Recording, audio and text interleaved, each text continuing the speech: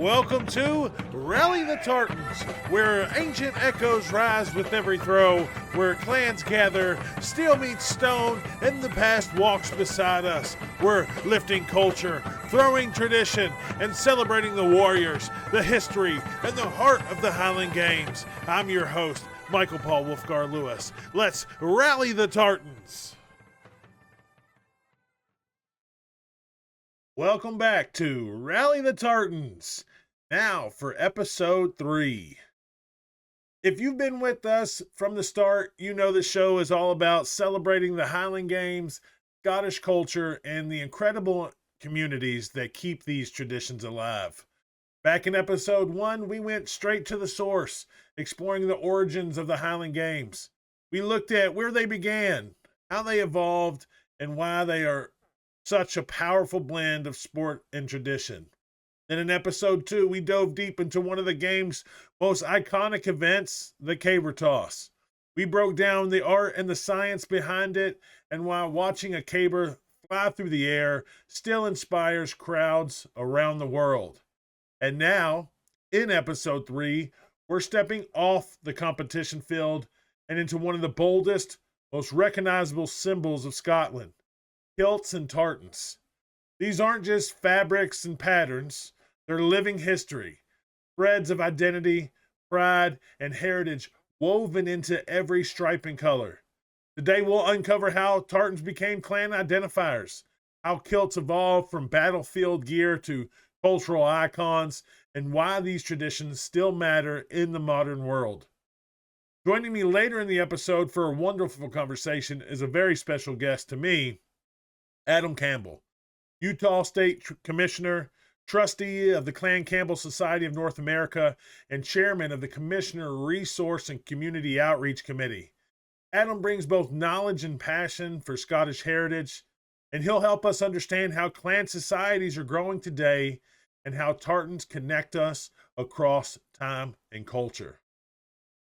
Ladies and gentlemen, I can't thank everybody enough for being so supportive of this venture with Rally the Tartans. I have put out the call and people are starting to flock to us in droves, and that means the world to me. It is truly the Highlander culture to support each other, and I love it. It gives me goosebumps. It sends chills down my body in the best way possible. I can't thank everybody enough that has dealt with all my audio, visual errors and getting these interviews together, and the people that have just honored me with allowing me to talk to them has been absolutely incredible. The last couple weeks have also been heating up in the Highland Games world. It is now September 1st when this episode drops, and as you all know, September heats up all across the country. One very special one for myself is the one in Kentucky, the Nazca Legends, hosted by Gary Overfeld himself. And then we'll have Masters Worlds coming up as well. Super excited to jump into those and see exactly who is atop the leaderboard to start September. And then when we come back to you at the end of the month, who is there at the top then. There's nothing like getting to the podium. It's a lot of hard work before it. So let's go ahead and jump right in to our Highland Games recap.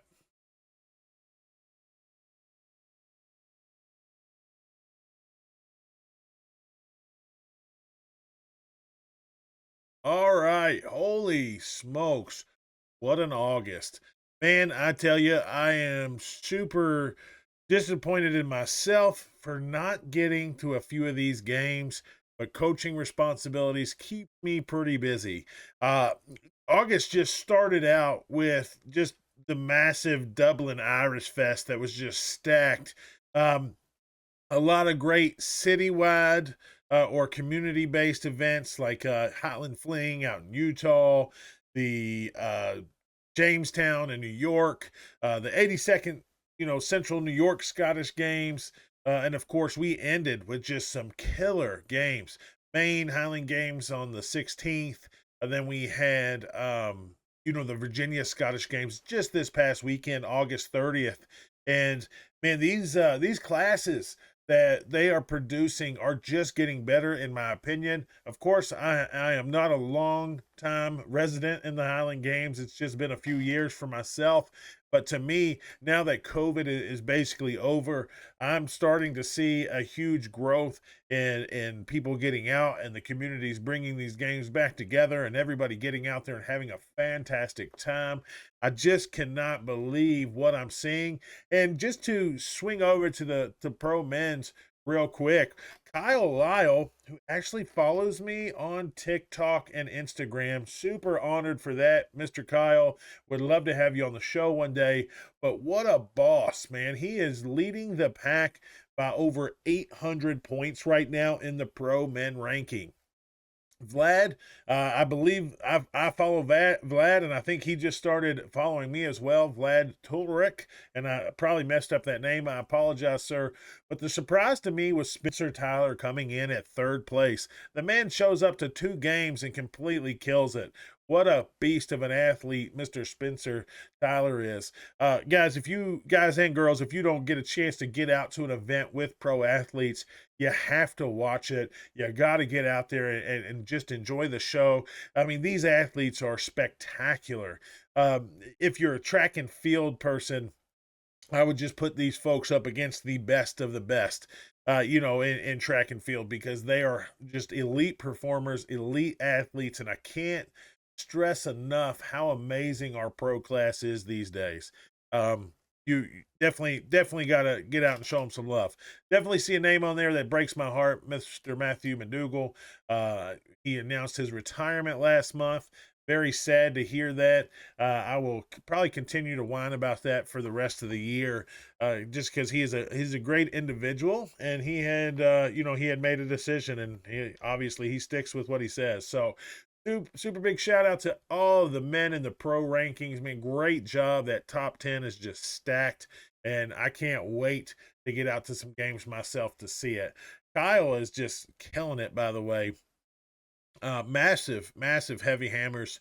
I mean, he is repetitively hitting 115 feet. I can't even tell you how impressive that is in my world. I absolutely love it. But the pro women are out there just making a splash. Top 5 still pretty close, pretty the same as last month. Miss Kendra Danzer, who is coming on this show at the end of next month. She will be on this show, and I believe if my predictions are correct, I think she'll crack into that top 5, or excuse me, that top 3. But our Marissa, and if I pronounce any of these names wrong, everybody, I definitely apologize. I'm just a super fan, and I'm getting the hang of it. But Miss Handy is absolutely killing the stones. Now, I'm a shot put coach, so that means she is probably so technically sound. I have not got to look at any video with her just yet. I actually, after the podcast airs today, we get everything up. I'll probably for the rest of the week be doing some research and watching some film on her, because she is, she's throwing a 40-foot Braemar stone. She's got a 51-foot open stone. Those are absolute bomb. One of my young ladies who's a shot putter in high school, it has yet to crack that 40 feet, and she is obviously in the top 10 of the high schools here in Indiana. However, she's right there. But this stone going 51 feet, that's so amazing. Huge shout out to some locals, folks that I've actually got to see on the field. Sarah Sparks is in the top 15. Let's see, Alyssa Van Vleck, and I messed that last name up. I apologize. She's up there. The Becca Lackey is right there at 15th. That's surprising. I thought she would have been a little higher than that. She's definitely a competitor from what I've seen on the field myself. I've been able to share a field and watch that. So, guys and girls, if you don't get a chance to get out and see these pro women, make sure you get to the upcoming games. And I know this is the recap, and we'll talk about games coming up a little later in the episode. But September is the month. We start seeing some of the biggest games in the country pop up right now. Huge fan of them. We got the Masters World Champion coming up. There's a ton of Masters women that are just killing it out there and doing fantastic things. So make sure you guys get out to a local games and you see what you got going on over there. I am looking at the amateur women ranking, and we have, just as the points go, we have something that I'm not sure what's going on. Maggie Wallace is in first place with 63.90 for her total points. She has some low stones, but it looks like her lightweight for distance, and it has to be that is an air. So, oh my lord. Um, so that would probably not be correct because I don't think a lightweight for distance 350. That would be all over. So, as Amarissa, amateur, I'm sure she was. So we'll kind of look at this. Let me dissect this just a little bit more and see what we got going on, because this lineup looks a little bit more interesting. But it looks like we have pros and pros and amateurs mixed together on the page. And that's probably on my end, right? That's a clerical error on me. I'm over here just kind of surfing around heavy athlete. I don't know if anybody else is as disappointed and depressed like I am that NASGA is not working. Definitely a traditional historical site for anybody that has been in the Highland Games for a while. That's kind of that message board. I spent hours reading training logs, reading different questions and techniques and questions there that are specific to throwing and training. It's definitely sad to see, and an era gone by. But that's life. That's how the cookie crumbles, right? You get into things, and then it goes from there. So we're gonna go ahead and get into some of our sponsors real quick, just so we can get those out of the way, and then we'll be jumping in with our new guest today, Mr. Adam Campbell, who is a representative of Clan Campbell, and he is a brethren of mine, because I am also a member of Clan Campbell. So we're going to kind of dive into kilts and tartans. But real quick, we have a couple of sponsors that we definitely want to highlight because they mean the world to us.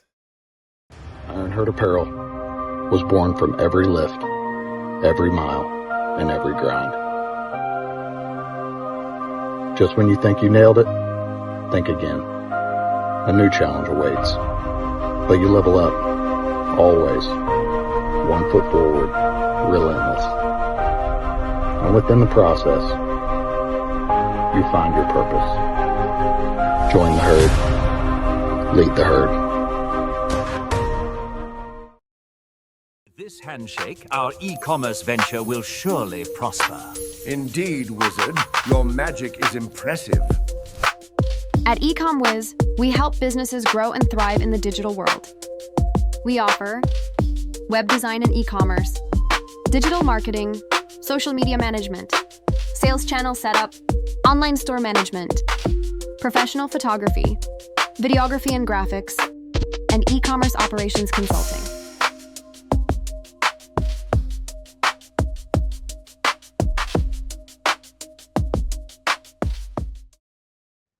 I'm honored to be joined today by Adam Campbell, Utah State Commissioner of the Clan Campbell Society of North America, a trustee of Clan Campbell, and a chairman of the Commissioner Resource and Community Outreach Committee. Adam has dedicated years of service to strengthening Scottish heritage, expanding the reach of clan societies, and creating new opportunities for community engagement. He's also the recipient of the 2025 Commissioner of the Year Award for Clan Campbell. I'm excited to explore how clan societies have grown over the years in North America and back in Scotland, and what makes these societies meaningful for members today and relevant for future generations. Adam, welcome to Rally the Tartans. It's great to have you on the show. It's a pleasure to be here. I'm really grateful to be on today. Well, you are one of the biggest reasons for me to be a part of a clan society. You have definitely helped me grow personally, and I can't tell you how much I appreciate that myself. But for our listeners out there, again, this is a Highland Games podcast that's been pretty athletic centric so far. Could you start by telling us a little about your role as state commissioner and a trustee for Clan Campbell? Sure. Well, just to give you the framework, I mean, the clan societies today, a lot of them have like a trustee board, a whole bunch of people that are just making sure things are on the rails. And they might have an executive committee with a president, a secretary, and a VP. And then Clan Campbell's big enough. We have a lot of regional commissioners. I think there's like 22 regions now, quite a few of them. And then individual state commissioners. And even amongst that, there's deputy commissioners as well. So there's a pretty deep bench of, I think Clan Campbell's got close to 120 different volunteers just in the leadership group to be able to work it all through for close to about 2,000 members. And depending on how you do the math, anywhere from 850,000 to close to 2 million Campbells in the United States. So the society's a drop in the bucket right now. But being in part of the trustee board gives me an ability to see where the clan's going, to be able to interact with the executive committee. And we even have engagements and different things we can do with the chief of Clan Campbell, the Duke of Argyll, and his family to see where they want to take things in the future. So it goes from that level on the trustee board all the way down to the dude in the tent handing out candy and talking to people about tartans. So I get the whole gambit of everything from top to bottom, and it's really a great pleasure to be able to jump into that with everyone. So it is obviously clear you have jumped into the deep end, but what drew you to volunteering with clan leadership in the first place? Yeah, well, that one's an interesting story because I grew up and I knew that I had Campbell like Scottish clan heritage, but I didn't know what that meant. And I found out that my great uncle, my grandpa's brother, a gentleman by the name of D.R. Campbell, he was the president of the Clan Campbell Society in the late 90s, early 2000s. And he was in that role while I was going through college. So I just knew him as the quirky uncle that would wear a kilt and tell these kids all the stories. And I'm like, I don't know what's up with that. And then here am I like 15 years later, and I look at it and go, now I'm the weird dude telling quirky stories wearing the kilt at the family reunions. So DR was actually a huge, huge inspiration for me to jump into it and actually be involved. And as soon as I got a little bit more active in the Clan Society, I found that a lot of people knew him. So they looked at it and said, "Well, are you going to be somebody doing something out there from Utah and helping us change things and evolve things? Because that's what your family did out there in Utah." And I kind of looked at it, thought that actually sounds really fun. So yeah, count me in. And he's been kind of a source of inspiration in a lot of different things for quite a few years now. That's awesome. It's always the uncle, right? The fun uncle. Seems to be. Yep, he worked out well. So, and many listeners obviously are going to recognize a strength in Scottish clans, but they might not really understand the deeper meaning of what it means to actually be a part of a clan society. So, what is it about being part of a clan society that you find important to your own identity? Yeah. Well, I bet there's a lot of people listening out there that don't even know that the clan societies even exist. And to give you an idea, like back in the day, the clan societies were kind of like your counties, whatnot. So it was your clan was your political affiliation, it was your economic resource, it was your military strength, and this is back 300 or 400 years ago.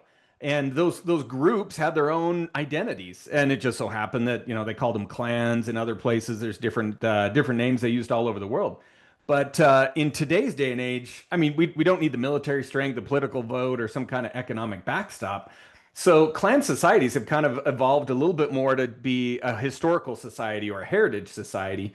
But what I found that it's turned into more than anything else is it's a place within the world. I mean, you got 6 billion people on the planet, and you have a chance to interact with as many of those as you could possibly think of, and you'd never even scratch the surface of it. So for me, I look at it and go, if I'm going to interact with anybody on this planet, why not make it your own family? Why not be people that you have a shared background, a shared resource, some kind of common heritage? And it's kind of nice to look at the Clan Campbell and just say, I know that within that society here in North America, I have people who have values, morals, background, history, even some of the same crazy traditions or, heritage that I do. So, of all the things that I have to wonder about with the people I'm hanging out with at parties and at the tents and at games, I can scrape off a ton of stuff because I go, well, these guys are my family. Like, I get that. I know that they're not looking to do me harm. They're looking to do me good. They're here to take care of my kids. I have like a million uncles all over the country, and for me, I look at it and say that family society, the clan society, represents a big block of how about we just trim down the people you can hang out with and find some of the best that will associate with you the best. And I think that's what a lot of the clan society brings for people these days. I gotcha. So let's kind of build on that, Adam, because this might be a new concept for some folks. What clan Mhm. societies are? Can you explain maybe a little bit of the history, why they were originally formed, and compare that to what they are today? Sure. Well, like I mentioned a little bit, it had a lot more political affiliation. So for those of you who are Campbells, but there's a lot of other clans all up and down the Highlands out there that have clan background. And usually you're going to find some really good commonalities. You're going to find a chief of the clan, and he might be a duke or an earl, which are like some political affiliations, but it could just be a chief. You're going to find like territory and homelands, and maybe we'll throw up some maps so you guys can kind of see some of those. You're also going to find a couple of the ancient castles. So those might be bequeathed by the Scottish rulers or the English rulers at the time, depending on where it's at. But once you look at it and say, we got a chief, we got a territory, we got a couple of cool castles, that's where everybody has a very commonality after that. It's their lifestyle of farming back in the day, their economic resources, their military requirements. Like after the territories, the castles, and the chiefs, most of the clans up in the Scottish Highlands were very, very similar. So you'll find that there's actually more commonalities in the clans than there are differences, other than, I mean, everybody's got their own tartans. But that's where it started out, is just figuring out how do you identify yourself. So for all of you North Americans out there that kind of understand culture here, I just look at it and say you live within the country, but think of your clan as an independent county, and maybe your independent city has its own rulers or governors. You might have a mix of different clans, but those are kind of the cities within the county of the McDougalls or the McClellans or McLeods or Campbells, whoever it is. So that's kind of how it started out in the old days. Here in the modern day, it's evolved a lot. So the crazy thing is, I'm kind of a statistician, a data analytics guy by trade. So I went through and looked at all these U.S. history records and the censuses and everything, and started playing with it and being like, how many people do we actually have that are Scottish heritage? And two things that I found that were really interesting. One, the U.S. government did a census a long time ago. I think it was about 20 years ago, and they just surveyed how many people feel like they have some kind of a Scottish heritage. And the answer came back somewhere between 20 to 30% of Americans feel they have a Scottish identity. So you take like 350 million Americans, give or take on that. So you go, okay, so we should have like 70 to 100 million people that feel like they're Scottish. And I'm going to tell you right now, that does not math, because there are not 70 to 100 million Americans that have a shared Scottish heritage. But what it was really indicative of is the fact that of all the family history that these people have, they value and they preserve their Scottish lineage more so than most of the other ones. And that's really telling, because it says that people want to have something they can connect with. And the Scottish story, the Scottish engagement, the Scottish lore, it's really rich and it's deep. So people have an affinity towards it. So a lot of people, when they're gathering towards their family history, their Scottish heritage kind of pops up. And I mean, for all of you guys who have been there before, you've been there, you've seen it. It's pretty cool to go back to Scotland and go, yeah, I'll take that. That's yeah, put that on my name. Oh, for sure. So that's kind of where it came from. But where it's evolved to today is a lot more, you'll hear it referred to a lot of clan societies.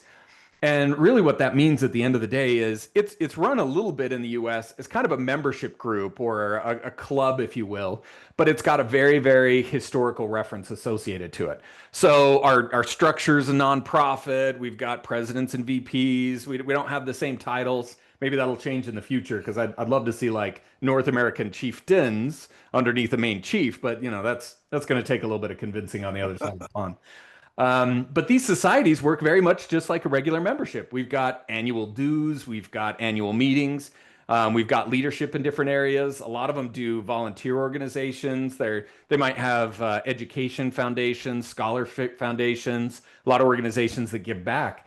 But really what it trickles down to is, if you have the chance to spend time with a people, who do you want to put your time with?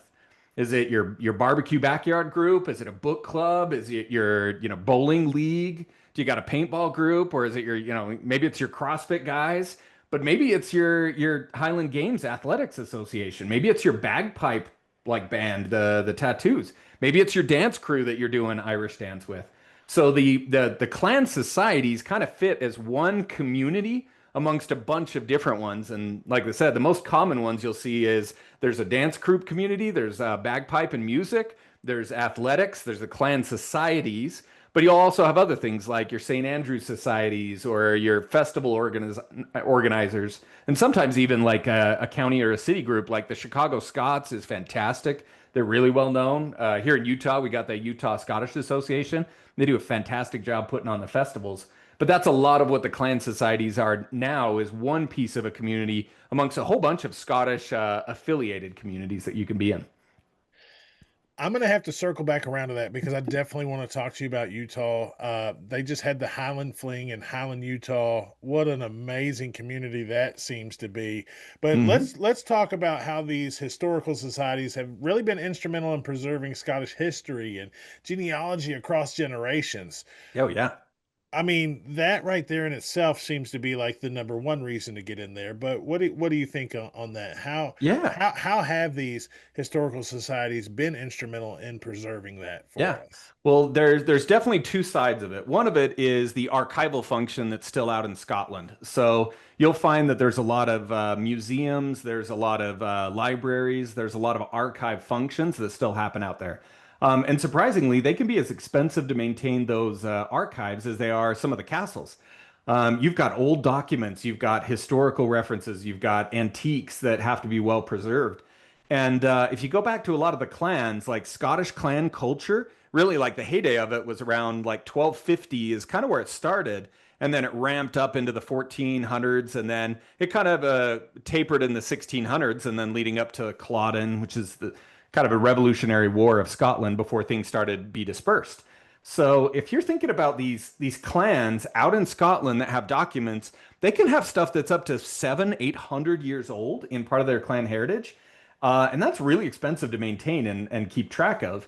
A lot of those are like tax records, census records, stuff that you just look at it and say, yeah, it doesn't make a lot of sense. But when you start having like swords and kilts and old bagpipes and historical maps and treaties and things like that, there's some pretty cool like antiques that they have on that side of the pond. But what happens out here is the American associations, the North American clans, if you will, those societies, there's a lot of requests to be able to help preserve the things over on the other side in Scotland. And just from the numbers I've run, there's probably about 10 times more people in your clan here in the North American region than there are actual active people out in Scotland. So if you've got 850,000 Campbells, if you were, Campbell affiliates in the US, there's probably about 80,000 out there in Scotland.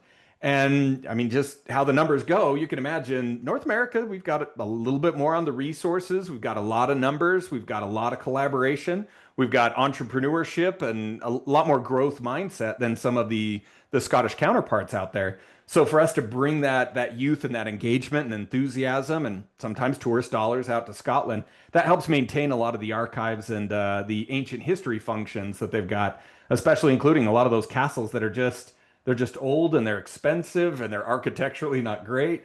So organizations like the National Trust of Scotland or Historic Environment Scotland, which is kind of like the Smithsonian of Scotland, if you will. Those are great organizations to keep a membership, to support them on a local drive every once in a while when they're doing fundraising, because they maintain those old archives so that we have the chance to be able to remember what those stories are. Yeah, that's beautiful. And really, anyone who has, a Scottish heritage is probably going to have some love of castles, of battles, brave warriors. Everybody loves the castles. That's a universal one on that one. It is for sure. So why do you think that tradition is so strong today? We don't have those castles here, but we yearn for them, right? Yeah, well, for me, and I look at it and say everybody with a Scottish heritage is like, I want to wear a kilt, I want to swing a sword, I want to go see a castle, and I want to know who the heck this chief guy is because this sounds awesome. And you're right. As Americans, we don't have that same kind of novelty associated to it, but a lot of it's romanticized as what it was. We look at the wars and the history and the battle, and everybody wants to throw a sword up and yell Braveheart's mantra and chant, and it sounds great. But we have those things in American history as well. But sometimes it's nice to kind of romanticize a little bit of what they are. But here in the US, the funny thing is, I think people, they want to dig deep. They want to keep moving through it. They don't want to stop somewhere. They want to be stopped at the most grand, audacious, like fantastic, fanatical thing they could possibly find. And American history builds on that, and then the Scottish history continues it.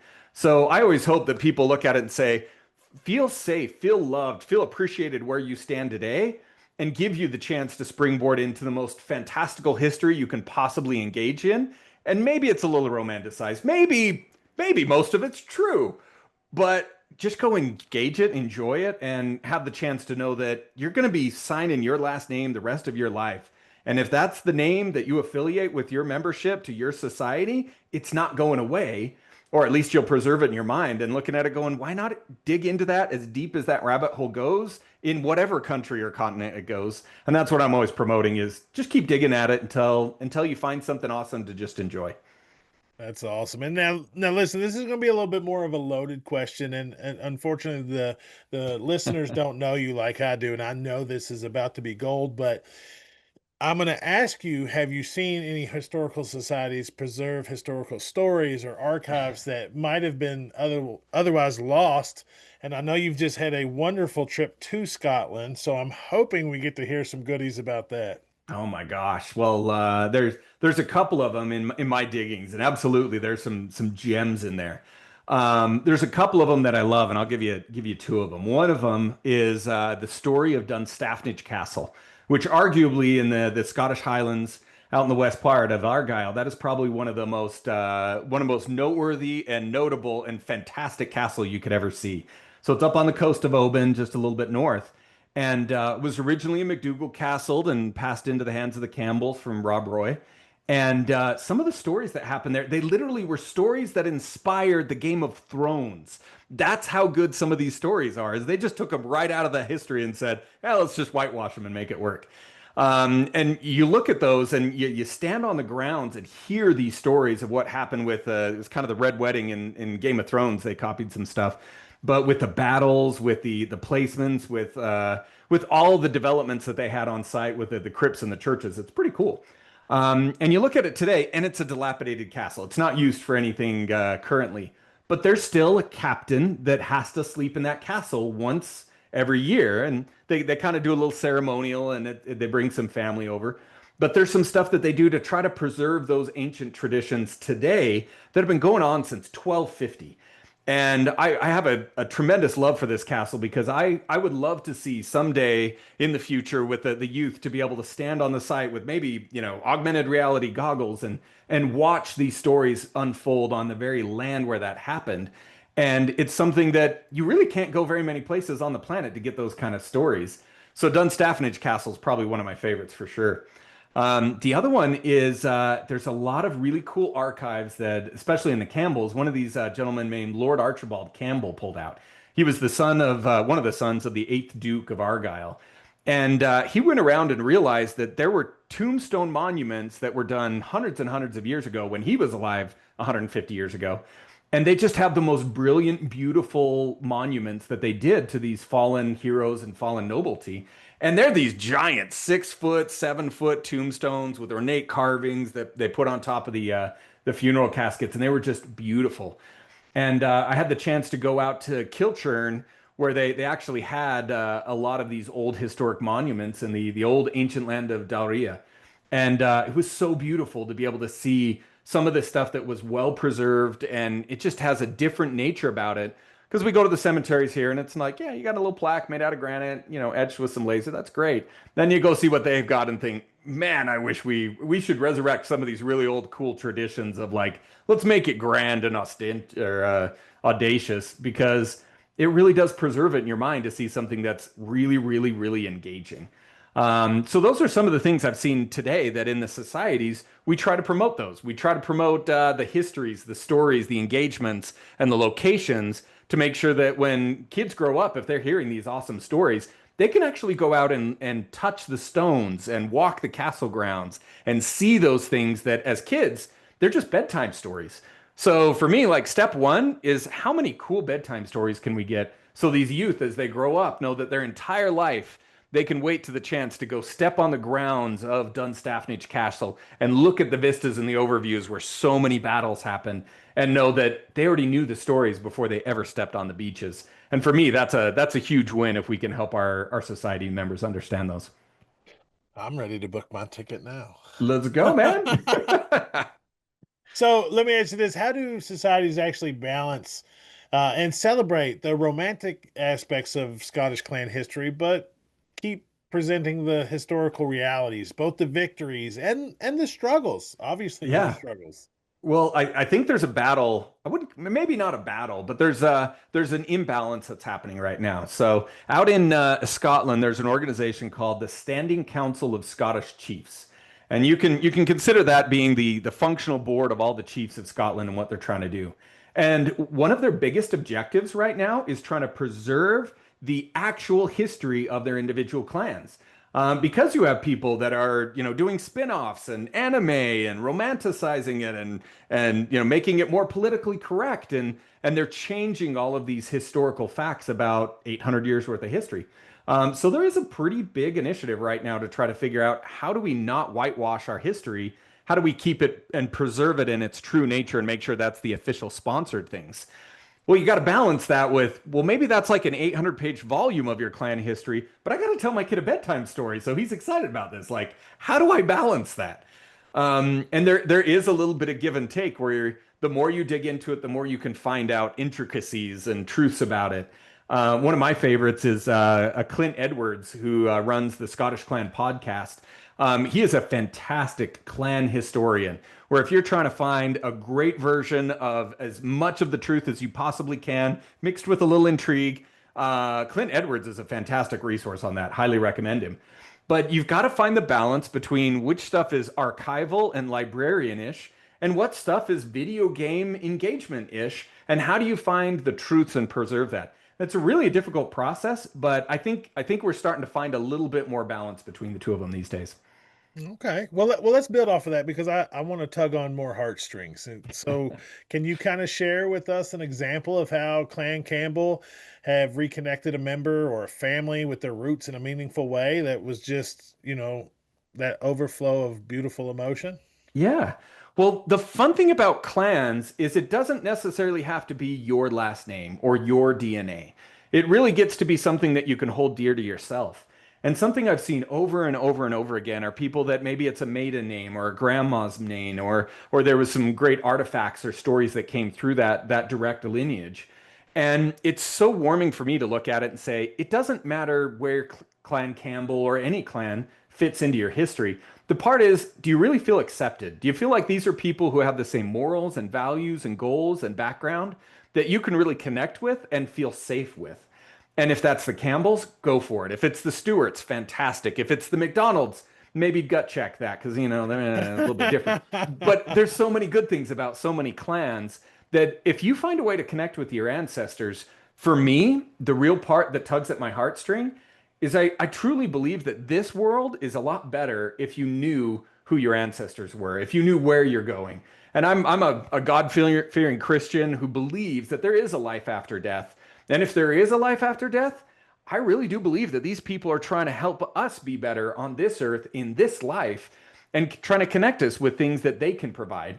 And the only way to be able to do that, connecting with your ancestors, is being part of that organization, being part of that history, the society, the engagements. And even if that's just throwing cabers for your ancestors or swinging swords for your tartan, just do it, because I really do feel like there's a connection that can come and you're not going to get that anywhere else. I hate to say it, but the bowling league just is not as inviting and invigorating as being part of those clan societies. They're great. They work fantastic. Go have the weekend barbecues.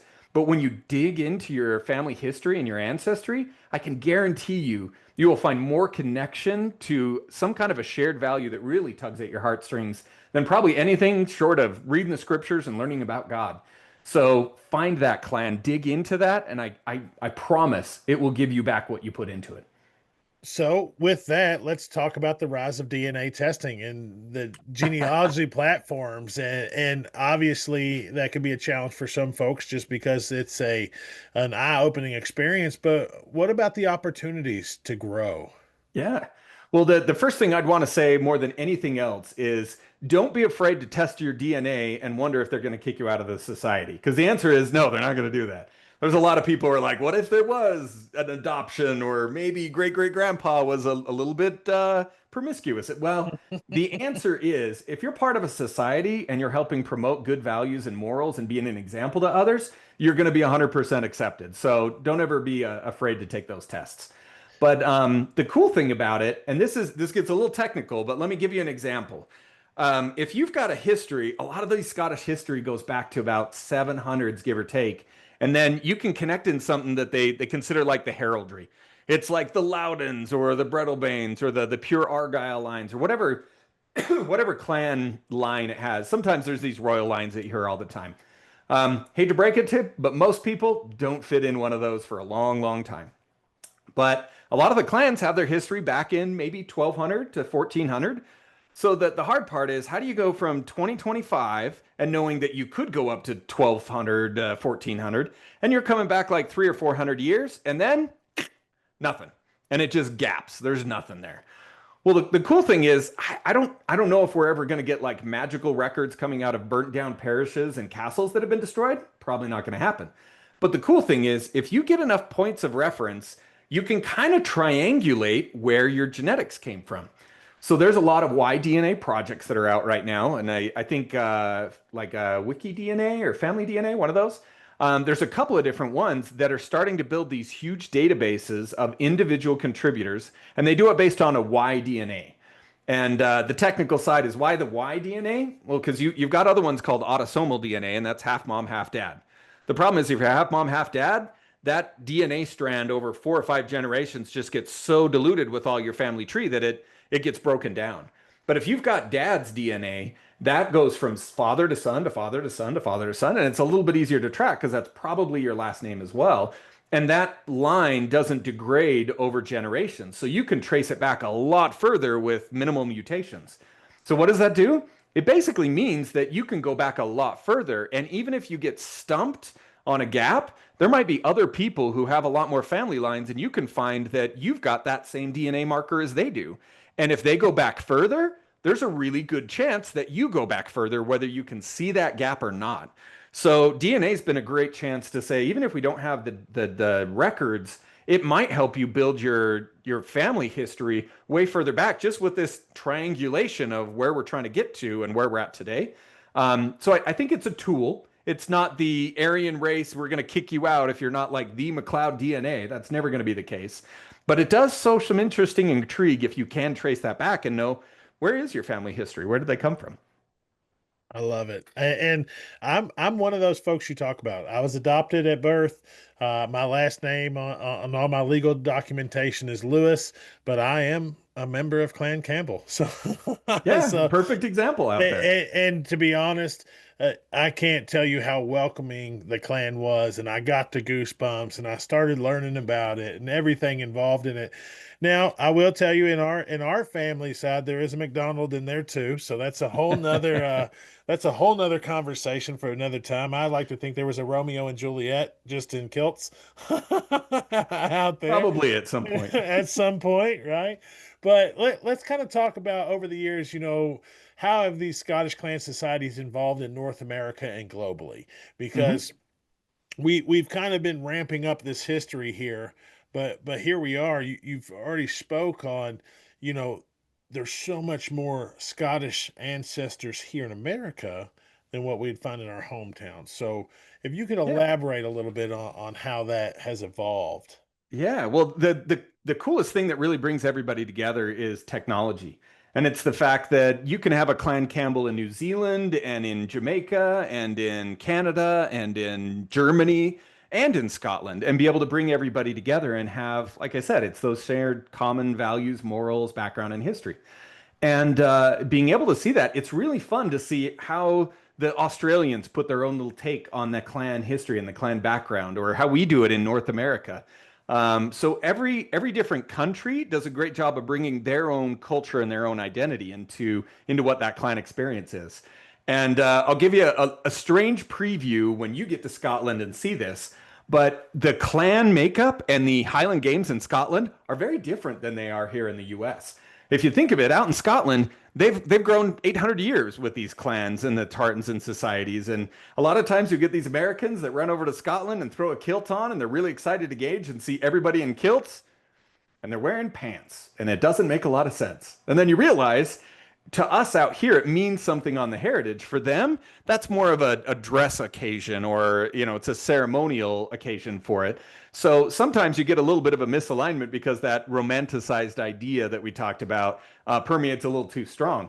But here in the States, a lot of our Highland games are actually clan specific. So we have tons of clan tents and clan engagements. Then we do have the athletics and the bagpipe and the Irish dancing. If you go over to Scotland, you won't see very many clan tents. You'll see a home game that's in one location. And the best way to compare it in my mind is here in the States, it's a family history dynamic. Out there in Scotland, it's your favorite sports team. So if you're cheering for the Campbells out there, that's like being an LA Lakers fan here in the US. That's where you grew up. That's what your home state. For me, it's like the Utah Jazz. That's who I root for. Out there, it's very similar. So you're rooting for your Highland Games guys from Inverary and the Inverary Pipe Band and the Inverary Dancers. Like that's what you do. So they travel all around, and you'll actually go to different games in other places in the Highlands just to go see your favorite sports or music athletes, if you will. So it's a very different dynamic than what you traditionally see here in the US. But every country has their different spin on it. So it's kind of fun to see what your American Scottish societies have versus all the other ones out there in the world. And just a quick shout out to the Inverary Pipe Band, who I believe won 2025 Pipe Band of the Year as Yeah, well. I think it was the World Championships. Like there was a lot of stuff going on. Yeah, Yeah. it was the World Championship. So great plug for them over there. What a great thing. But let me ask you this. So what has Clan Campbell Society North America in particular done well in growing membership and relevance? Sure. Well, I can tell you a lot of the clan societies are hitting a stumbling block these days.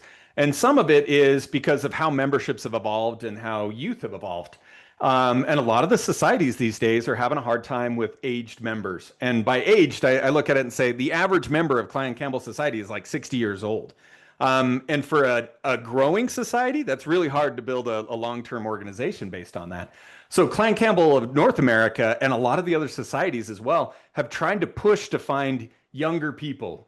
And the funny thing is, younger people is like 35 or less than that, which most people are like, those are adults, like full-fledged adults. And it's like, yes, yes, yes, they are. But it's a lot younger than what we've got in a lot of the societies. So Clan Campbell has started redirecting and working with other organizations like COSCA is kind of the clan organized, they're kind of the mentor education group out here with the American Scottish Foundation, with the Scottish government in the US. There's a lot of organizations that are trying to help. Even the Freemasons globally. We had a great chance to meet with Ramsey McGee, the Grand Master Mason out in Edinburgh. And he gave a lot of useful information of how to connect with youth. So some of the things that we've talked about are finding people who have specialties that they can contribute. Find social media, find engagement coordinators, find those young cohorts that really have skills that they want to bring to the table. And we found that youth don't want to just be another member on a roll. Like that's not interesting to them. But if you come to them and say, we need social media, you're a really good thrower, you are a fantastic dancer, we love your skills on the drums, like we need you in these societies, you'll find that they're way more engaged than them just showing up and paying a couple of bucks to be part of a society. So the Clan Campbell Society has been really focusing on defined skills, and then we're also working on technology engagements. A lot of the websites, if you look online, they're built in the 1990s, and they've been maintained successfully through the 1990s. But today's website users aren't librarians; they're not archivists. They're engagement people. They're looking for gamification. They're looking for rounded bubbles and stuff that looks like Amazon.com. That's really what they're looking for. So trying to merge those and figure out how do youth engage, and it's really gamification. It's giving out prizes and tokens and leveling up. And the coolest thing, I think people don't realize, but if you're going to be part of a clan society, you're going to be that for your whole life. So why not have a 10-year level up process? And I don't care how much D&D you've ever played, but if you told somebody you're gonna gamify this for the next 50 years, most people don't even know what to do with that. But for me, I look at it and go, so I get to play the same video game in real life for the next 50 freaking years? Like, take my money, sign me up, I'm in. That sounds like a great evolving organization. So those are a couple of things that we've seen in the clan societies and specifically Clan Campbell that have made a difference these days. Well, you kind of knocked out our next question too, just talking about the biggest challenges for clan societies today. So I think that's I think you're hitting it right on the head. I have three daughters. They're all, children under 18, teenagers, teenage girls. I've dragged them around to Highland Games, and they still probably couldn't tell you everything about a Highland Games, even though they are used to going to one once a month. So Yep. I think that's definitely something that we're going to have to tackle. The getting the younger generations, those youth, those under 35. Yes, that is the youth for us now. Yeah, it is.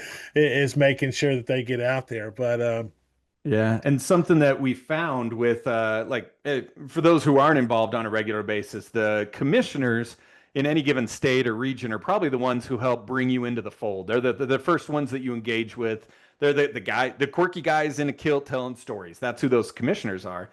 And we've focused really, really heavily on a three launch mission, which is to help people first belong and just know where they're at. And it doesn't matter what clan society you're coming from, or if you're looking for athletics or dance or music or something else. We just want to make sure you get to people that you feel safe with and comfortable and you have a great time with. So whatever that faction or community or association is, let's get you in there first. So feeling a sense of belonging is the first one. And the next one is to explore. And it's figuring out what is the history, what is the background, what are the skills, what are the attributes, what is the technique, what are those things that you can really go deep down into the rabbit hole and make sure that you are fantastically proficient at. So that's the next one they encourage. And the last one is to build and looking at it saying maybe it's build your membership, maybe it's building your skill base, maybe it's building your family tree, maybe it's building a community tour group to go back to Scotland, maybe it's building the archives out in Scotland to help preserve those monuments. Whatever it is that you're going to build, once you feel like you belong, you've explored what it is, and you've taken the chance to serve and build that item, I think you'll find that there is engagement for 50 years down the road for that. And you'll bring people along with you that also kind of appreciate really what you're building in that world. yeah, for sure. Now, many people do feel some sense of, pride in their Scottish heritage, but they don't really know where to start. So, Mhm. how do the clan societies actually bridge that passion gap? Sure. So, probably the easiest thing to do is attend your local Highland Games, find those out. And if you don't know where they're at, COSCA, the Council of Scottish Clan Association, is probably the best place to start. So, COSCA.scot is probably the place you'd go, and you can click on it and say, Find my clan, or I think there's a button to look at your games. And those are the resources that'll pop it up and just tell you start locally. And the big thing to dig for is look for that commissioner. And I'm pretty sure if you show up at your Highland Games, you look for a tartan, you talk to the event organizers, and you'll find a dude in a kilt or a gal in a kilt with some really great stories to be able to hear, and they will plug you straight into those organizations. So if you want to learn more about your clan heritage, find that. I also know that the dance, the music, and the athletics are just as inviting, and they usually can point you towards the direction for your clan society as well. So whatever channel it is that you're going down in that community, just find those organizers and ask them, and they'll probably point you back to the clan societies to make a start. This is where I would like to thank Clan Campbell, Region 12 down in Florida, for opening the door for me. They Richard's the man out there for Dude, sure. they Mike set Otis and Kit. they set the tone, and I have not. Now again, I haven't been out west, so this is again no bad blood to anybody else. But on this East Coast, Richard and Co. down in Region 12 sets the bar very high for a clan tent. So Yeah, they do a fantastic job. if anybody listening would like to take a vacation in the wintertime, go to Florida. There's all kinds of games, and you will have just a fantastic time down there. But let's talk a little bit more about that bridge to the old world, to the homeland, right? What's the Sure. relationship today between the Scottish clan societies in North America and the historical clans in Scotland? I know you've touched on it a little bit, but Hmm. what is that heartbeat? What's the pulse like right Oh now? my gosh. Well, I'll tell you some of the big things that I like about the clan societies and what's going on is that it's got a good chance to explore and to really figure out why you're there in the most beautiful scenery that you could ever imagine to be there and explore it. So there's a couple of things I love to do when I'm out there, and I've been out to Scotland a couple of times. And one is take stories with you to prove them out, to feel them. Like here in America, you're never going to go to Gettysburg and walk through the cemeteries without learning the history and watching the movies and organizing it. I look at that and say Scotland has just as much engagement if you prepare the way. And the best way I look at it is I say, don't go tour Scotland. I mean, if you're showing up to eat haggis and buy a kilt, you're probably going to be a little bit misguided as to what you're experiencing. But if you're going out to pilgrimage and really know that there is something ancestral, there is something divine in my mind, there's something that really connects you, but you have to prepare yourself to let that environment sink in. And once you've done that, read the stories, go through your own family history, find out where your most common roots are, if there's cities or towns or pubs. Shockingly, there's a lot of churches that have documentation still. And you can actually get private interviews or private meetings with some of those parishes that are out there and see the archives and see the documents, and they'd love to show you those things. My favorite, and we're a little, I should say, we're very blessed as the Clan Campbell to be able to have Torquil Campbell, the Argyle family, and he's the Duke of Argyle, and the Duchess Eleanor is a fantastic family. Rory and Archie and Charlotte are amazing human beings, and they're so much fun to be able to talk to. And I know not all clans have the chance to be able to interact and engage with your clan chiefs. A lot of them do. But sometimes they've got their second or third generation that are out there being part of the communities. They're attending events. They're there for the annual general meetings. But if you get a chance, usually your society is the best way to integrate in and have some good engagements with your clan chiefs. And you know, it's not just the Campbells going out to see the Duke. We had the chance to meet with Andy and his wonderful wife Malcolm. They were a fantastic couple, and his brother is the chief of Clan Malcolm. But they took us out to Duntroon Castle, and we had a wonderful dinner and a presentation, and had a chance to talk with them. And I have a lot more respect for the Clan Malcolm community and society because of my interactions with Andy and Lucy, and they're just fantastic people. And we're definitely going to go back and see them and visit them and stay on the castle grounds in the future. I'm really excited to take my wife over there. So I'd highly encourage, don't just go out there and do your clan.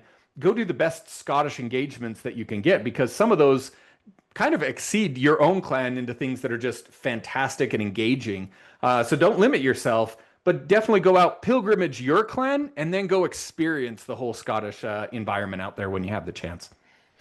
Definitely start with your own clan. I tell you what, my cousin Trish, bless her heart, she told me the story about when she went into the hotel there in Inverness, and her last name is Campbell. And when she walked in for her reservation, she gave her the information, the lady at the desk, and the lady looked up and said, "Oh, welcome home." And it's just like one of those things that is just so amazing. I get goosebumps right now just thinking about it. But and you've kind of already touched on this a little bit, so let's talk about some of the Scottish institutions out there and the clan chiefs. Do they see these overseas societies as actual cultural partners, or how do these relationships grow between us here in America and our homeland there? Absolutely. Well, I can give you some of the examples, like the Argyles, the Clan Campbell chief and family out there. I know he's a fantastic human being, like a wonderful. I'd hang out with him if I could on a regular basis. Like, he's a great guy. And I know he fosters the community. Like in Inverary, recently the George Hotel was recently repurchased and changed hands after, I think it was 150 years. And big shout out to the guys out there, because that is a fantastic inn and hotel to be part of. And I've been in the pub, spent my 40th birthday in the pub, just sitting at a table enjoying it in the George, and it was amazing. But the chiefs often take care of a lot of their area around, and they help support the community, the public. They usually have games in their hometowns, and they're very, very inviting for people to come over from anywhere. So obviously they support the local community, and the societies do a big push to try to help the chiefs and help the territories out there, support the local archives, support the local castles that they might be maintaining. And a lot of it is through tourism. It's go out, have a banquet, support the pubs, go enjoy a little bit of the trinkets, and bring a few Scottish memorabilia back home. And the chiefs are very supportive of that. I know the Duke of Argyle actually runs his own gift shop in their castle, just to get the chance to be able to have these unique engagements with the people. So he's a fantastic family, fantastic human being. So the chiefs, often in representing the clan, they do have a lot of economic engagement. I'll be straightforward on that. But they have a love for the people all over the world. And I've listened to many a podcast and heard the chiefs talk many times that these are global clans. This isn't just a local region. It's not, if you're not a Clan Campbell member, in Scotland that's not how it works. They embrace the entire planet to make sure that everybody feels like they belong and that they can explore and that they can help give back and build. I know in Inverary they're actually building a new whiskey distillery. The Duke is actually the ambassador for one of the whiskey brands out there, and they're building a distillery on site by the castle to be able to let people come in and experience what it's like having a whiskey tasting with the Duke of Argyll and his own preferred whiskey brand. And in my mind, it could be whiskey, it could be dancing, it could be whatever. But just the fact that such a wonderful engagement can happen out there, you can't get that here in the States very often. We just don't get that uniqueness and the engagement to that level. And I'm so proud to be part of Clan Campbell with the Duke and his ambitions to do that. So I'm looking forward to the day that the distillery opens in, I think it's 2028-ish, and going over there and helping out. I hope it's a huge party with a ribbon cutting to be able to support him and his engagements. I will have to invite him to Kentucky. We are the bourbon capital of the world. Oh yeah. There's also a funny Campbell link to Kentucky. I believe I've talked to some people within the clan that has disproved this, but within one of the bourbon distilleries, there is a Campbell buried that says he is directly related to the Duke, the fourth Duke of Argyll, fifth Duke of Argyll, Yeah. one of the Dukes that didn't have children. So I Yeah. believe it was proven inaccurate, but it's still there in Kentucky. And I would love to introduce him to Yeah. my bourbon making friends. I'm sure he would enjoy it greatly.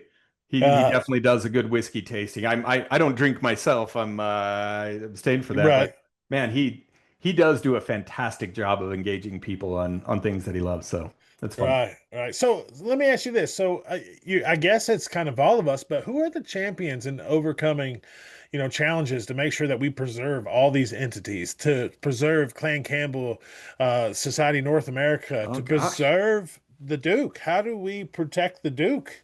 Yeah. Well, the good thing is we don't have any crazy military factions causing any stupid things going along.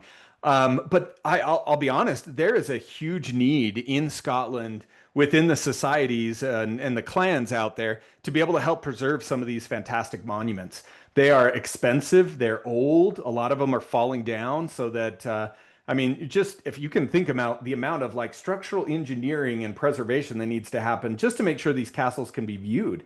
And some of them now are just they're chain linked off and they're walled off because they're just not safe anymore. Right. And you can imagine what it might cost to throw some good AC into a castle during the hot season. It is astronomically expensive. So I know on that side, there's a lot of economic need that as a U.S. society or part of it, do your tourism. Go watch Outlander and take the tour out there. Go reenact your Braveheart scenes. Go do whatever your heart content on it because sometimes it's just fun to go out to Scotland and enjoy it. I'm pretty sure that down the road, my wife and I, we will have a place out in Oban to be able to just settle down, enjoy the seashore, have some langostinas, eat some nice shrimp, and just be able to enjoy a beautiful, serene environment. So part of it is an American culture. Do the tourism, enjoy it out there. But when it comes to the U.S. serving those clan societies, I think the biggest thing that I could ask is don't be afraid to volunteer. Don't be afraid to take a little piece of your heart and put it into that organization, knowing that that's part of you and it's going to be better because of you, not just being part of the crew. And I think there was a lot that happened post COVID where all of a sudden, COVID came and went, and suddenly our backyard barbecue groups were gone. Our book clubs fizzled out. Our bowling leagues were a little dissipated. Even the alumni association suffered. Like everybody in the world post COVID looked at it and said, I don't know if I know how to community anymore. I've kind of lost a piece of it. And they started looking around to try to find, well, who's going to invite me over? Who can I invite over? Like, do I want to be the guy in charge of this organization? And it was kind of sad because there was a lot of things politically in North America where there were movements, there was ideology, there was social media, and cancel culture in and of itself. I look at it and say it wreaked havoc on really good organizations because people stopped for a minute and said, I'd stand up for these mortals' values, goals, accomplishments, but I don't want to get crucified on social media. Like if I've ever said one wrong thing, they're just going to crucify me. And I think it took a lot of great people who have morals and values and standards that we should be looking up to. We should be like these men and women because they're virtuous, because they have good things, not because they're perfect, but because they represent who we want to be in the future and we want our kids to be like, and we want to be part of an organization that represents those. And I think we've lost some of that. And in now's day and age, I think the family societies, I think these clan societies especially, are great places where we can feel safe and grow and know that we don't have to be perfect, but we do need to stand up and take a little bit of a stand as leaders and say, you know what? I'm going to take my turn. And this might be a little different than American politics. You can be a politician for life out here, and that works. I don't think you need to do that in the clan society. What I think is take your turn, step up to the plate, bring some ideas and some skills and some goals into play, and make it engaging and interacting, knowing that you're going to hand off a great organization to the next gal or the next guy or the next committee or administration. And that's okay. They're not going to kill that organization. They're not going to destroy it. They're going to build on it. But I think there's too many people who feel afraid to step up to the plate and put their time and energy into it because they don't know what will happen. And the cool thing is, I can tell you today, it'll be around for another 800 years as a clan society. So don't feel like your 3 or 5 or 10-year like commitment to it is going to destroy it, because I'm pretty sure the only thing you're going to destroy is the next guys in the athletic fields that want to toss a caber. Hopefully your clan absolutely clobbers the competition in that field. But your society, it's just going to grow and develop. And I hope that as members here in the US, that we take our turn, step up to the plate, and try to make it better for our children in the future. Well, that's actually a good segue, because are there, any cultural exchanges or projects you'd love to see grow between our Scottish communities overseas and our societies here? Yeah, I'll put a great shout out. I had the chance to meet Colin Gray from the Scottish government in the U.S. He's basically an ambassador for Scotland, for all intents and purposes. And I had the chance to sit down with him personally and just ask him, what is Scotland doing? What are they engaging in? How do we work with them as an organization to be able to grow and develop? And it's great because they've got all their Outlander and their Braveheart and their whole bunch of Highlander stuff, and that's great. And they love the tourism, don't get me wrong. But I didn't know that Scotland actually has one of the foremost aeronautical engineering basically setups in all of Europe. So if you're going to be launching off a rocket from Europe somewhere, especially in the UK, it's going to go out of Scotland. So they got kind of the Cape Canaveral up there. Okay. They've also got green energy and climate change basically initiatives. So they've got water turbines, green energy, a whole bunch of stuff, green energy, what are they, windmills. And they're trying to be the foremost for what it looks like to be a sustainable green energy. I think right now they're a net exporter of energy and one of the only countries in all of Europe that produces more green energy than they consume as a country. And the other one that I loved is, it's kind of weird to think of this, but Glasgow is a huge technology and gaming hub. Like, I never would have got the idea for it, but you go to Glasgow and it's very, very similar to like uptown Miami in Florida.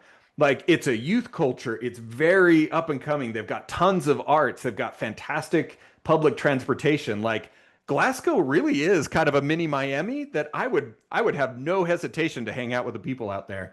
So one of my daughters actually has a chance to do a foreign exchange out there in the future, and I am super excited for her to try to understand the accent in Glasgow. That's going to be a trick for her, but the environment, the culture is fantastic. So those are a few of the things that I've learned about Scotland that I had no idea, and I'm excited to see how those roll out in the future.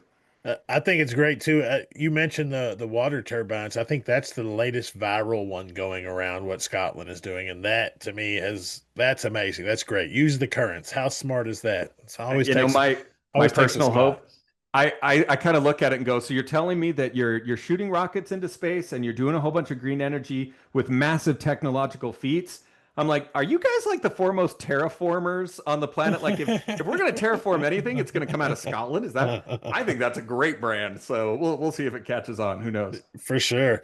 So tell me in your experience, what resonates most with members of the clan society? You know, we see a lot of facets to clan societies in the modern day.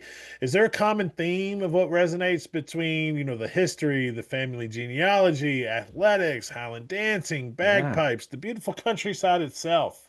Yeah. Well, it's hard to argue about the countryside because you're never going to see a level of neon green in in nature as you will out in Scotland. So, that one's hard to argue. But I would say really deep down, what you find in the society is that everybody has a moment in their life that they really want to know where they came from. Like, what are they made of? Who did they come from? What are the things that really make up who they are? And I wouldn't call it a midlife crisis because it's very different than that. You're not going to, go do something crazy, but you really stop and look at your life and just think, where did I come from? Who am I? Where am I going? And it's so interesting to say that, the clan societies aren't going to replace a need for God in your life or a need for, self-esteem and self-worth. Just going out to Scotland will get you a little bit happier. But if you've got anxiety or depression or these kind of things, it's not necessarily the green trees and the castles that'll fix it. It's understanding who you are in your heart. And I had the chance to talk with Paul Allen, who is the founder of Ancestry.com. He's an anchor guy here in the state of Utah. And I talked to him about what ancestry work does for the human soul. And he had some great insights. We're talking about it, saying the people who understand their history, their ancestry, their genealogy, those fan charts for whatever they're worth, they have a lower sense of depression. They have a better sense of self-identity, of self-worth. They have a better community to work with. They have a bit higher respect for elders. They usually have a lot more resource support. I mean, you think like scholarships and grants, that the people that you're part of have a bigger reason to support you as a family member than they do anybody else on the planet. They could support 6 billion people, but they're going to support you because you are a Stewart or you're a McLeod or McClellan. Those are the people that they want to support. And it's just giving them a chance to stand up. And I've seen it in my own kids. My daughter, Madison, who's 11 years old, and she will go at a 14-hour pace for 3 days straight at the Highland Games and not complain for a moment. And I see the relationship she builds with these people, and I look at it and say, I can't replicate that anywhere. There's no video game, there's no YouTube video, there's nothing I can do that can replicate the self-esteem and self-worth that she gets walking away and saying, Dad, I know I'm a Campbell and I love it. And I'm glad that I can bring that to other people. And I'm just sad for people who aren't Scottish, that they don't have that heritage. I have to stop her there and be like, whoa, whoa, whoa. There's a lot of great other societies out there, but I agree. I wholeheartedly agree. So those are some of the things that are near and dear to me because I believe deep down in my heart that the benefits that come from societies and organizations, that those are the antidote of the cancel culture that we've seen that's caused a cancer in our environment of disassociation, of caustic cutting, of being able to downplay people and take one thing in somebody's life and destroy their life because of it. And on the other side, these clan societies, they're taking the morals and values and goals and realizing no matter what you do, we're going to help build you up, develop you, help you be a better person down the road. And that's something that we desperately need right now is that antidote to the cancel culture that we've so desperately tried to pull out of our own souls. So that kind of means you see these societies as more of heritage keepers, almost like cultural ambassadors in their communities to I offset see that. that a lot, but I see that the societies are just one aspect of community groups because I do believe many of the community groups, like athletics, like dance, like bagpipes, like just cultural festival societies, they have a fantastic ability to bring you friends, colleagues, associates, combatants. I mean, they can be your extended family. But I do see at some point you're going to come back to the clan, to your namesake, to your heritage, and wonder, not am I an athlete? Because you can win a gold medal and still sit on the sideline and go, but now who am I? I'm the best caber tosser in the entire world. But do I really feel like I've got a place in this world individually? And I really do believe those clan societies can help you feel that deep down into your soul. For sure. Well, listen, let's talk about the future. All right. What makes clan societies relevant to younger generations who live in a very different world from their elders, from us Yeah. older folks? Well, what I believe deep down is the future of societies is engagement. So the clan societies are trying to provide a unique engagement with compelling stories that last for generations.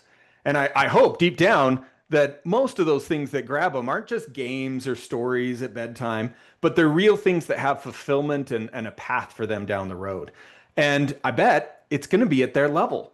So you're going to see things that are going from an archival librarian approach that has been very successful for a lot of years to a lot more interactive, hands-on, gamified, leveling up, and a lot of technology usage for it. So there's going to be a lot of shift of how people use technology. Probably the most relevant example is just the advent of WhatsApp. You've got people all over the country that are trying to figure out text groups versus email campaigns versus, and it's very hard. But just centralizing things and saying, hey guys, we have a society Facebook page, which arguably is for people who are over 40, if you didn't know. Anybody that's probably a clear delineation for young kids. How old are you? Oh, you use Facebook? Okay, you're old. Great. There's a lot of old people in the societies. That's fine. But how do we get that on a technological aspect to the younger ones and using things like WhatsApp or Slack channels or different group me's and bands and different things like that? They really do expound what we're going to catch in terms of people under 40 and 35. So we're going to see a lot more of those moving. I really do believe that we're actually seeing the advent of things like virtual reality and augmented reality and online engagements, because a lot of these stories that we hear, it's one thing to hear the story, but it's another to be a part of it. And as crazy as it is, having things like an Oculus headset or an engaging, environment where you can play with these things or in these things, I think is going to give a lot more validation. So kids look at it and not only say, hey dad, I was able to jump online and blow up somebody else's castle and it was fantastic. Can we go see that castle someday? I'd love to actually walk the territory and be like, I stood on this rampart and shot the other dude's castle in virtual reality. But I think it makes a difference for those kids to grow up and have a passion for their heritage. So those are some of the things technological I think are going to make a huge difference.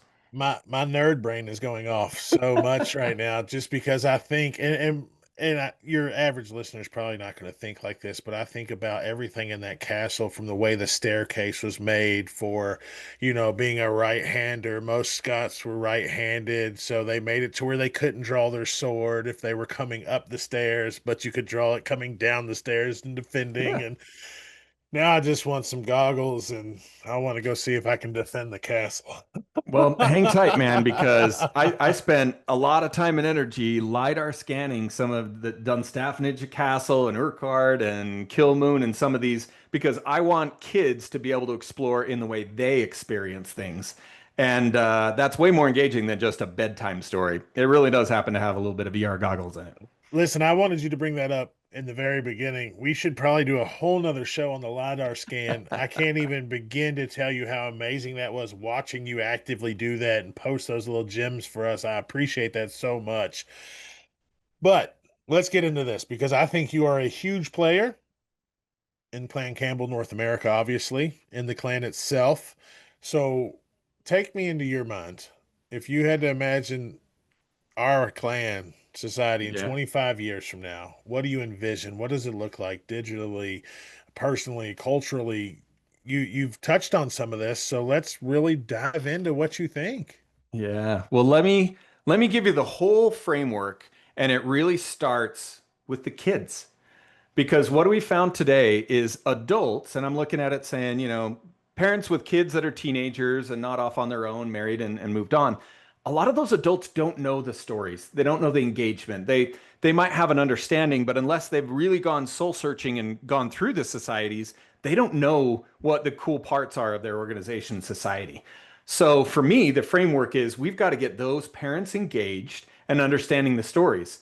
But it's really hard to get them to learn those unless we talk to the kids first. And what I have found that is so useful is let's make this stuff so engaging, so inviting, so entertaining that the kids are captivated by such a rich heritage they've got.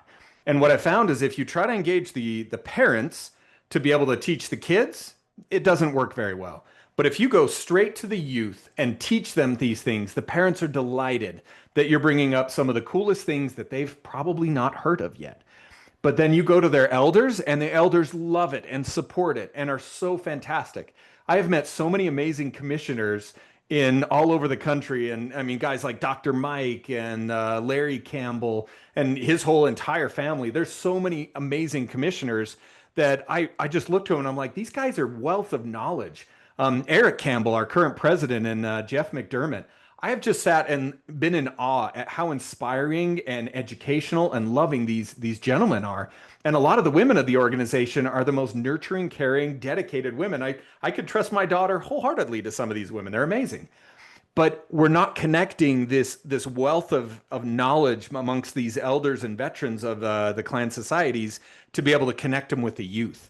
So over the next 10, 15, 25 years, what I look at is how can we bridge the gap to bring these youth into an environment where they're excited so that their parents will look at it and engage so that these elders can bring all of these stories and history and background and just bridge the gap between the two. And I just get really excited to think, what would it be like when everybody goes to these family parties and it's not crazy grandpa telling kilt stories to the kids. It's you go to the family parties and being like, Grandpa, I want to hear another story. Like, we keep having to come to these family parties and it only lasts 2 hours. Like, how many stories do you have? And just seeing that and feeling that and walking the lands and seeing the castles and hearing the stories on a level that little kids, as well as parents and adults and their elders, can all join together and just have fantastic experiences. And I'd love the day when people look at it and pilgrimage as families. And that is my goal, is looking at it saying, when the kids and the parents and the adults look at it and go, hey, we could go on a Disney cruise, or you know what we could really do? Let's all meet out in Scotland and meet the Duke, the Chief, see the castles, enjoy the walks, check the battlegrounds, and feel something as a family together. And they could do that anywhere. They could do that. You could go to Florida, you could go to Canada, you could go to Hawaii or Europe. But what would happen if a family stepped on the sacred ground where their ancestors walked? And I believe that the ancestors noticed that. I believe that God notices that. And that there's some kind of a give back, that going to Disneyland is going to be cool. But going to Scotland to see these things where you have deep emotional roots, I think you pick something up a little bit different that's vastly noticeable.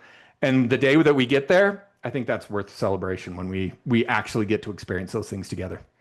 I love it. I absolutely love it. So, real quick, if anybody's listening and they haven't ran to go join a clan society yet, Mhm. and they want to get involved, tell them, what should their first step be? The first step, I bet you've already taken the first step, because if you're listening to Rally the Tartans and you've seen a Highland game and you've wondered how the crud that dude tosses that caber, then you've already started. So the first thing is, I'd welcome all of you guys, because you're already part of that journey to belong. Now all you have to do is go find a commissioner.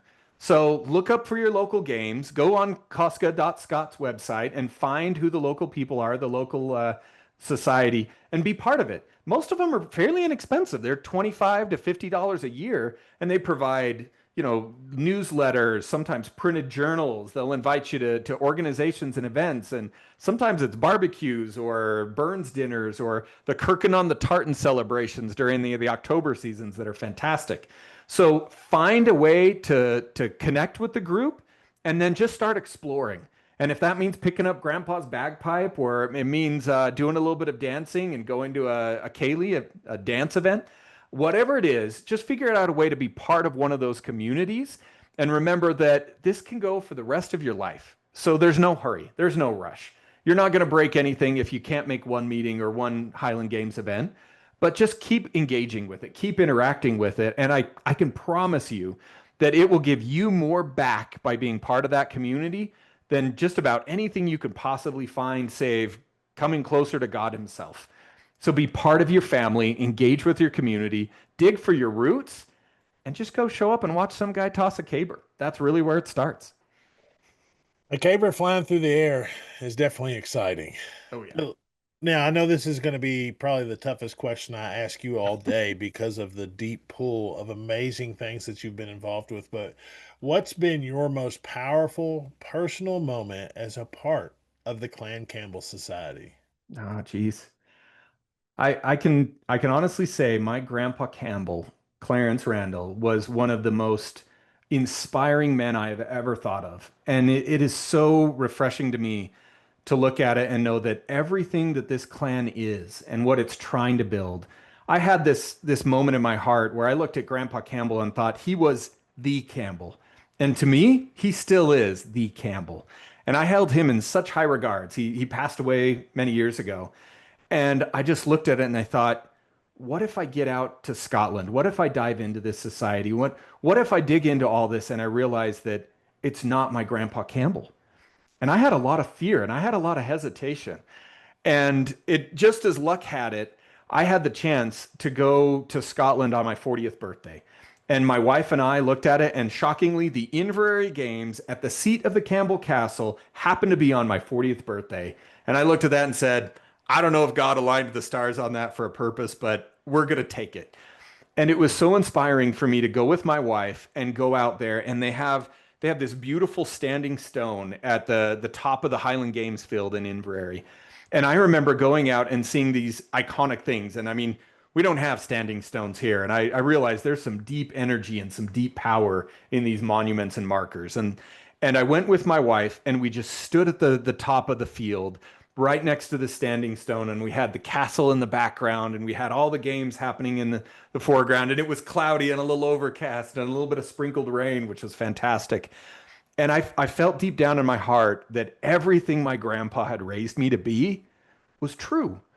And that this organization really does support those morals and values and goals and behavior. And that I could be just like my grandpa and I could teach my kids how to be just like my grandpa by being part of that society. And it touched my soul and changed my outlook forever.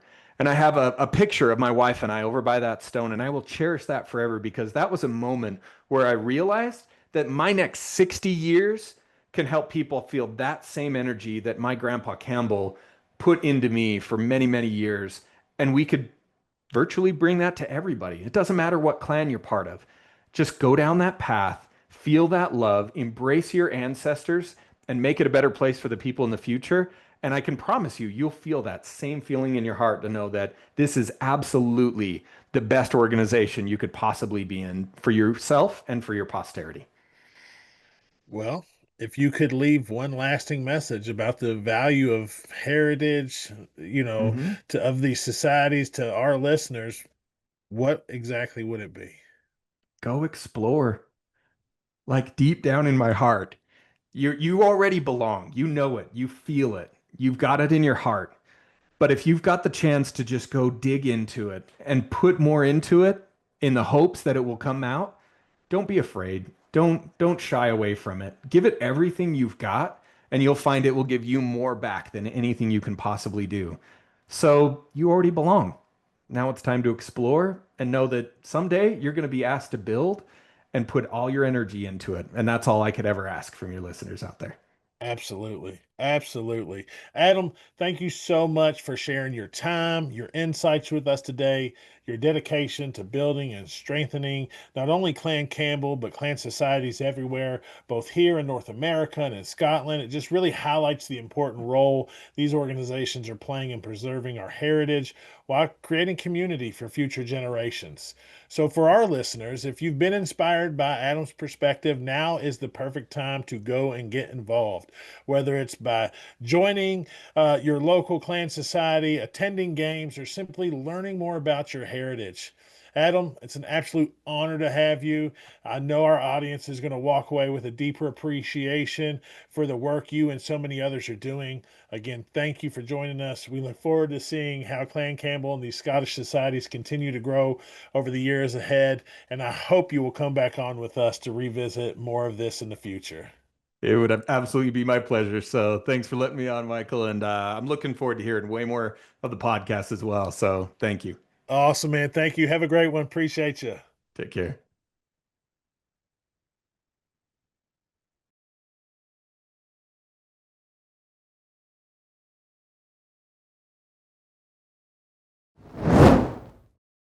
Are you ready? The field is set.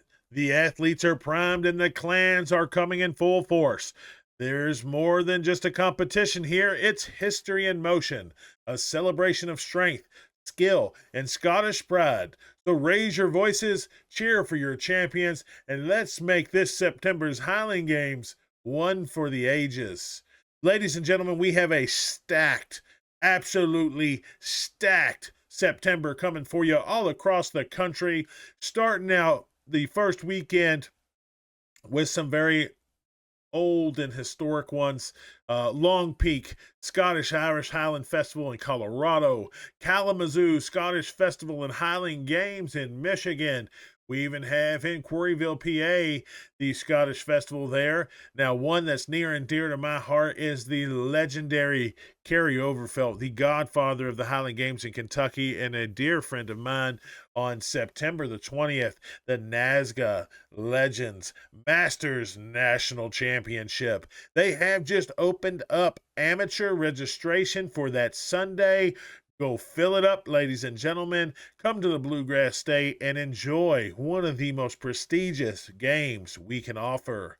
Guys, I'm also looking forward to that day because the Woodridge Highland Games and the Blue Ridge Championship will also be taking place that same day in Livingston, Virginia. If you guys are familiar with the Going Road podcast, Mr. Jeremy over there, he's the one that will be hosting that. I can't tell you how amazing those guys are and what a huge asset to this sport.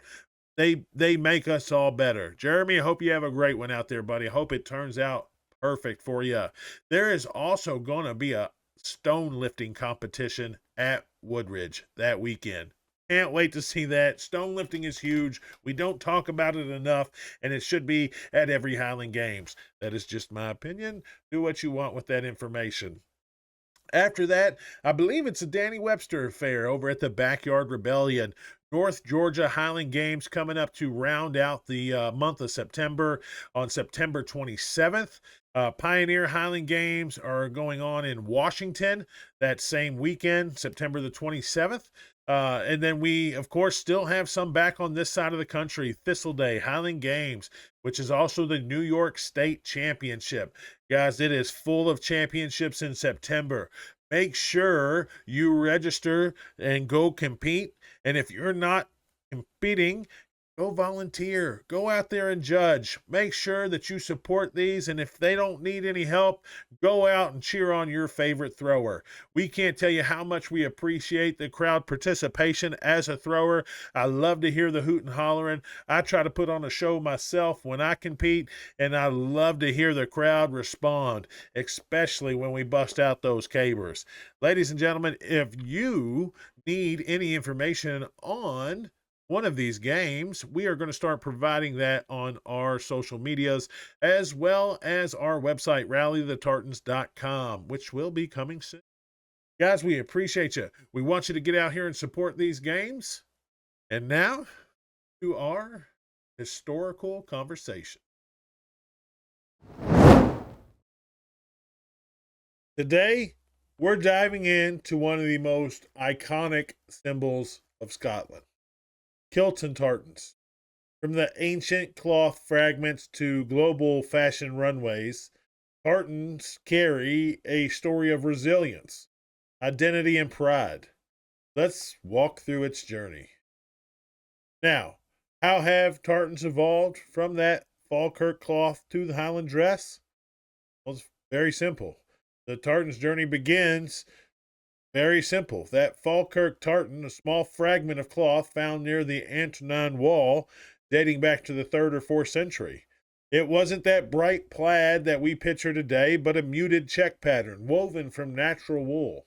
It shows us that even in Roman era Scotland, people were experimenting with patterned cloth. From there, tartan slowly evolved. By the late 1500s, Highlanders were wearing the fil de mor, or the great kilt. This was essentially a huge piece of cloth tartan, about 5 yards long, pleated and belted around the waist, with the upper half draped over your shoulders so you could use it as a cloak to get out into that wonderful Scottish rain. It was an incredible, practical piece of equipment for the rugged Highlander, doubling as clothing by day and a blanket by night. In the early 1700s, this adapted into what we now recognize as the modern kilt, the fil de big, or the little wrap. Tailors separated that lower half, sewing in pleats for easier wear, while that upper cloak was abandoned. That transformation shifted tartans from a purely functional garment into a distinct piece of Highland dress. So the story of the tartan is one of evolution, from a fragment of woven cloth to the great kilt of the Highlands, and finally into the modern kilt that we know today, carrying not just practicality, but identity and tradition. Now, what started, like we said, as a purely practical piece of clothing for warmth, versatility, and even that built in blanket, it's eventually became a badge of Scottish identity. The tartan story isn't always about fashion. After the Jacobite Rising, the British government passed the Dress Act of 1746, banning kilts and Highland dress as a way to suppress rebellion. For nearly 40 years, tartans were outlawed. When the ban was finally lifted in 1782, a cultural revival began. Highland societies and even royalty, especially King George IV, famously visited Edinburgh in 1822, orchestrated by Sir Walter Scott, and that helped turn the kilt into a symbol of pride rather than rebellion. Now, the tartan itself is defined by crossing bands of color called sets, woven into wool. Historically, patterns often reflected local resources or dye traditions. Early colors came from natural dyes like lichens, alder bark. Later, the tartan became a more mass-produced, and synthetic colors expanded that palette. Today, tartans are formally cataloged in the Scottish Registry of Tartans, ranging from ancient clan sets to modern corporate and commemorative designs. Of course, tartans are most often associated with clans, while not always strictly tied to a family in antiquity. By the 19th century, tartans were standardized and heavily marketed as markers of clan identity, sometimes more out of romanticism, commerce than strict historical accuracy. That's what we see today. Now, if you ask me, there's a lot of great kilt makers out there in the Highland Games world. A lot of athletes use sports kilt. I went with USA Kilts because my cousin recommended them to me. You can find something out there for everyone. I highly recommend looking into some of these independent kilt makers as well. You can order directly from Scotland or have them made right here in America. So what does that look like though? The exposure and the global appeal. Well, in that 19th century Highland revival, obviously, if you've followed any of the history, it was fueled by Queen Victoria's love of Scottish traditions. It pushed that tartan into the spotlight and helped create our identity, our Scottish identity. As Scots immigrated across the world to Canada, to Australia, to the US, New Zealand, those tartans traveled with them. Today it's worn at the Highland Games and Tartan Day parades and clan gatherings worldwide, and it's a touchstone of our heritage and a belonging. Ties us back to our ancestors. There's a lot to be said for the tartan, and there's a lot of different ways to wear it. We just would like for you to wear one. We want you to feel a sense of belonging when you put it on. And that's why these clan societies are still important today. They represent what that tartan means: family, togetherness. And it's just a way for us to reach back to our roots and bridge that connection, past time, culture. So, from outlawed cloth to a worldwide cultural symbol, tartans have carried Scotland's story across centuries and continents. It's not finished yet. Every new tartan design, every Highland gathering continues that legacy. We're super proud that you're here listening to us talk about that legacy and can't wait to hear your own version of what kilts tartans to you.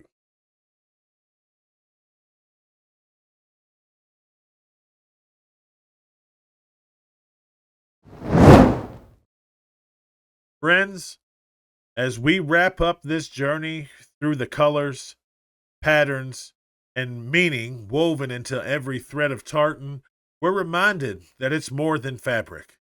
It's identity, history, and pride carried across generations. A huge thank you to Adam Campbell for joining us and sharing his insights, passion, and dedication to keeping our heritage alive and thriving. His words remind us that tartans aren't just worn, it's lived. So whether you wear your kilt on the field, at the games, or in daily life, remember this. Every stripe, every color tells a story, your story, and ours together as a community. Until next time, keep your heads high, your kilts swinging, and your tartans flying. This is Rally the Tartans, where tradition meets strength and heritage lives on.